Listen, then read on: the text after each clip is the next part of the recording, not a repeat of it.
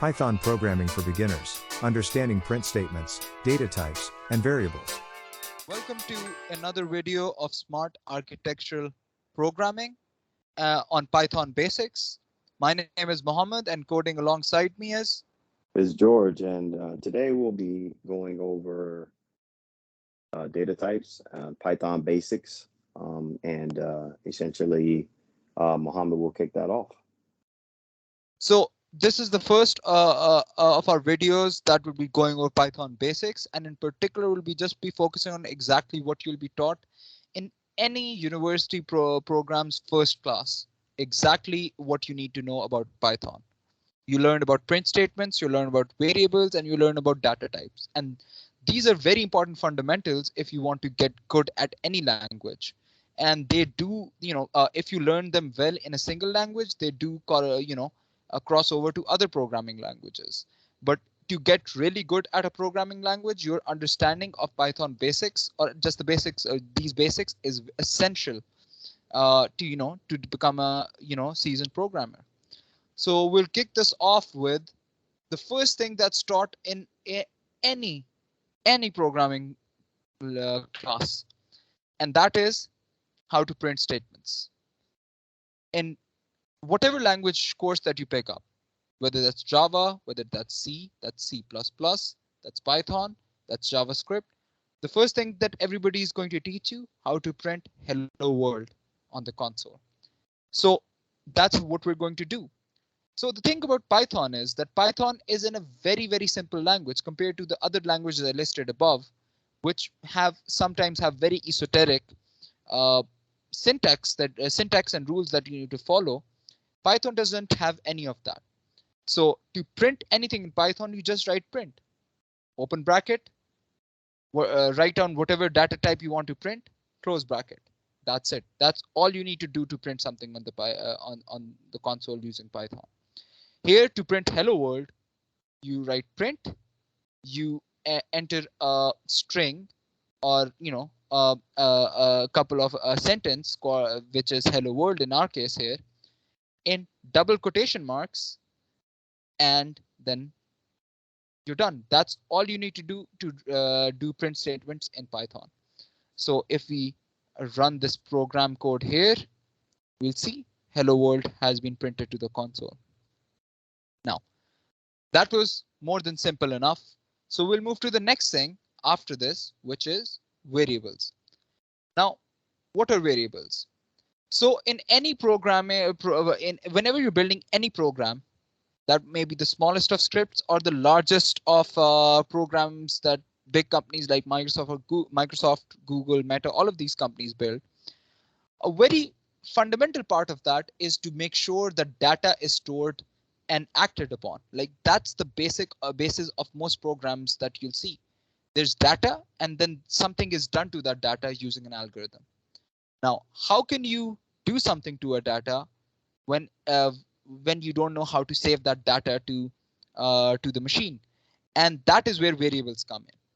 Now, in most programming languages, you need to qualify exactly what data type is going to go into what variable. But in Python, as I said before, everything is just as English language would be, and most of the stuff is done under the hood.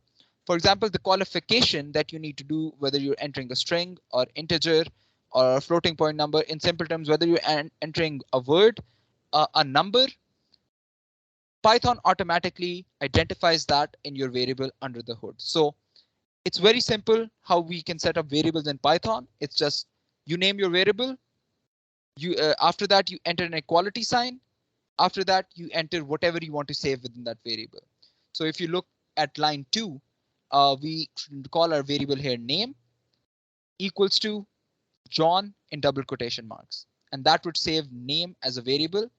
In the name variable, a value that of a value called John within that. Then in line 3, we have a variable called age, which equals to an int called int equal 30. So age contains the value 30. Now, if we print these two values, which is name and age, instead of it the print statement printing name and age respectively, it would print John and 30 instead. Now, if you look at line 4, you'll understand. We declare name, and after name we enter comma. So whenever we need to print more than one thing in a print statement, we just add a comma and write in the next thing after that. So name comma is, that's a direct string that we're printing, then comma, then we're printing the age variable, comma, we're printing the years old string directly. So if we run this, John is 30 years old.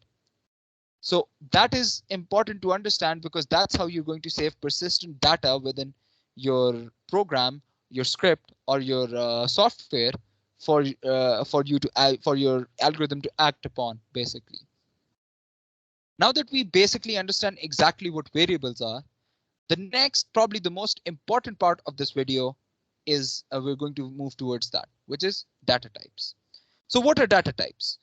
So every data are the fundamental values that you'll be dealing with, or we deal with when we're using programs, whether we're browsing to a website, reading words written there, we're pulling numbers out of some database. All of that involves data that we're using. And how to deal with these different data requires different approaches. For example, you're taught English language separately from mathematics. English deals with words, math deals with numbers, and it is exactly the same in programming. You need to make sure that you deal with different data types differently and employ different data types where they are where it is appropriate. So just like that, but programming also qualifies data a little more precisely than just English or math dichotomy that we discussed earlier. So number one, we'll just go over here and look at, if you look at line 2s and 3s, 2 and 3, we'll see two variables, str1 and str2, both are strings. But the reason we have two strings here is to explain that in Python, you can save strings two-way. So in string str1, we'll see the string saved exactly as we saved the string above, or wrote the string in any of the two concepts we discussed above. We wrote a string within two double quotations. Similarly, we can also do the same thing as you can see in str2 by using single quotation marks surrounding a string or a word that we want to save as a string. So we can use either or. It's not that important. I just wanted to give you a little more exposure in the sense that you could do both ways. Like there's no strict guideline of doing either this or that. But in some programming languages, this is strictly mandated.